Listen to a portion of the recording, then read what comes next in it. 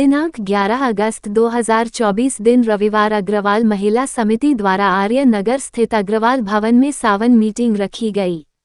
Meeting की शुरुआत गणेश वंदना व राष्ट्रगान से हुई।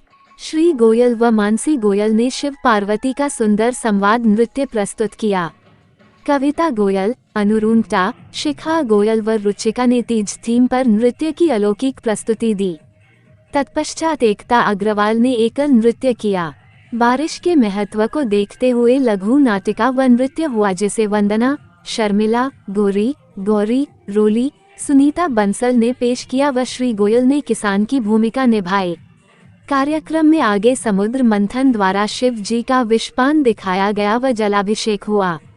शंकर जी का किरदार माही अग्रवाल ने किया व समुद्र मंथन में सीमा सिंघल, रुचि सिंघल, शिवांगी नम्रता जैन, सुमन, नेहा, विभा, ऋतु, नेहा जैन, अनुपा जालान की विशेष सहभागिता रही।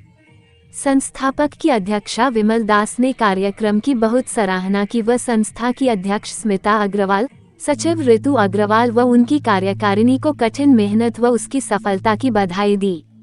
कार्यक्रम संचालिका नीलम वासनेवाल और रेशमा जैन ने कार्यक्रम को सुचारू रूप से संपन्न कराया।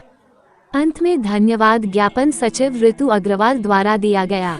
कार्यक्रम में अल्पना जैन, शिखा जैन, अमिता अग्रवाल, अनीता, आभा, अंजना, दीपाली, आशा रानी आदि मौजूद रही।